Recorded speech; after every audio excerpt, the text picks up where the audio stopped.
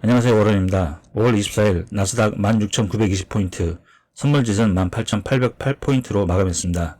화면 차트는 트레이딩 뷰입니다. 4월 중순과 말에 하락하다 5월부터 상승세로 돌아섰는데 저는 이게 시장이 피날레 장세가 아닐까 하고 생각하고 있습니다.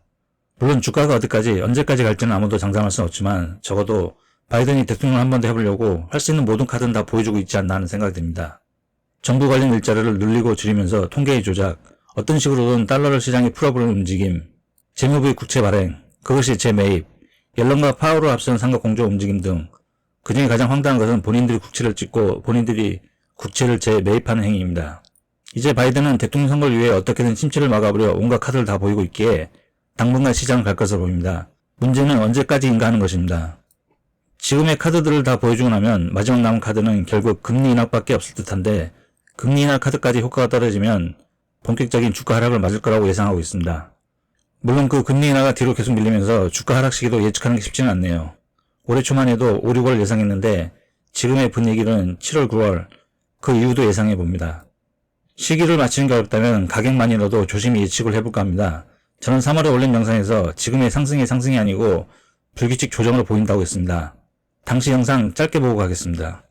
장기 관점에서 2018년 4파 조정 이후 지금 구간을 5파 상승 중이라고 보는 사람들이 많은데요. 저는 지금 이 구간이 이미 상승 5파는 끝나고 불규칙 조정 중이 아닌가 하는 생각이 들었습니다. 사실상 나스닥 다우 등 고점은 이미 2021년 12월에 치고 지금은 진짜 상승이 아닌 조정 중인데 저 포함 사람들이 새로운 기록 경신 중이다라고 착각을 하고 있다는 의문이에요. 조정 중에는 크게 지그재그 형태, 플랫 형태, 삼각수렴 형태, WXY 형태 등이 있는데 그 중에 확장형 불규칙 플랫 형태로 보입니다.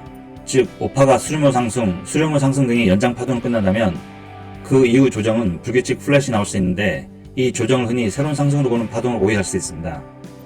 그러면 이 불규칙 조정에 대해 간단히 살펴보겠습니다. 크게 ABC 조정 파동으로 이루어지는데요. BC가 A보다 길며 C파가 가장 깁니다.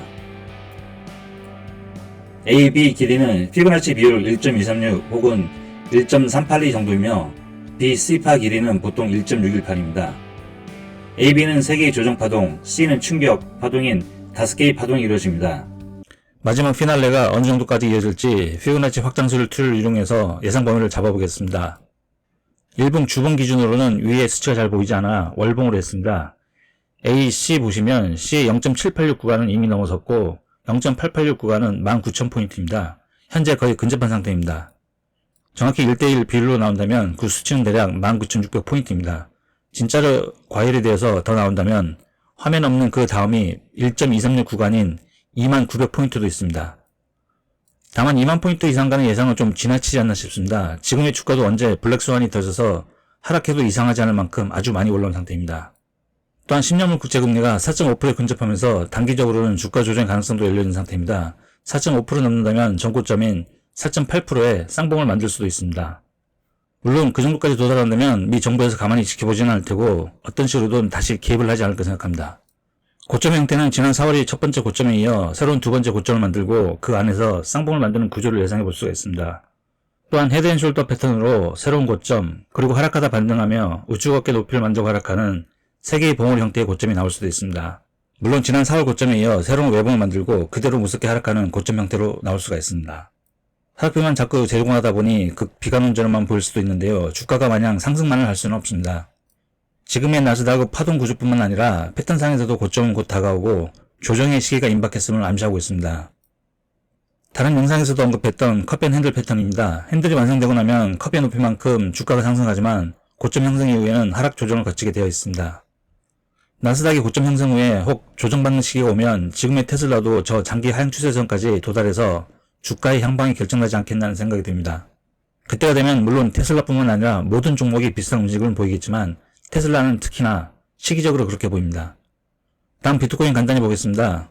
바이낸스 현물 차트입니다. 5월 26일 일요일 약 69,000불입니다. 며칠 전에 장기 하향 추세선인 61,000불을 몇 차례 테스트하면서 상당히 위험한 순간을 맞이했습니다. 그러나 추세선을 이탈하지 않고 지지해 주었습니다.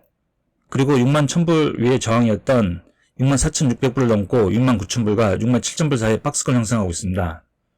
사실상 61,000불이 중요한 변곡점이었습니다. 61,000불을 지지해주면서 하방보다 상방이 강하게 열려있음을 확신시켜 주었습니다. 좀 더 큰 그림에서 보면 비트코인은 현재 아래로는 65,000불, 위로는 72,000불 자리인 삼각스름 안에 갇혀 있으나 조만간에 방향성을 보일 것입니다. 하방의 가능성이 10%라면 상방의 가능성은 90%로 보입니다. 주봉 기준으로 좀 더 크게 보면 컵밴 핸들 패턴이 보이겠습니다. 지금의 조정장은 핸들을 만드는 과정으로 보입니다. 핸들을 만드는 과정이 완성이 되면 컵이 높이만큼 상승할 텐데 2025년까지 12만 불, 14만 불까지 상승하지 않겠나 조심히 예상해 봅니다. 물론 그렇게 되려면 지금의 나스닥과의 공주는 어느 순간 깨질 것이고 앞으로는 금과 커플링이 되지 않을까 합니다. 나스닥 혹은 금과의 커플링 문제는 각각의 차트를 비교해 보시면 명확합니다. 나스닥은 현재 상승의 끝에 다다르고 있어 룸이 얼마 없고 하락의 룸은 더 커 보입니다. 그러나 지금 보시는 금 차트를 보면 다릅니다. 지난 2월에 핸들이 완성되고 3월부터 본격적인 상승장이 시작되었습니다.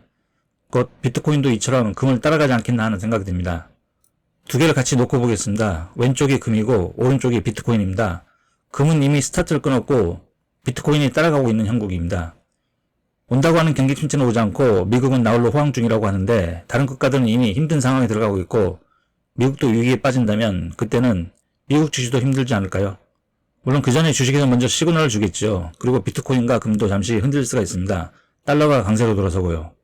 다만 중동 긴장, 러시아 우크라이나 전쟁이 계속 이어지고 중국이 대만에 대한 도발이 더욱더 가중된다면 금하고 더불어 비트코인은 새로운 국면을 맞이하리라고 보여집니다. 감사합니다.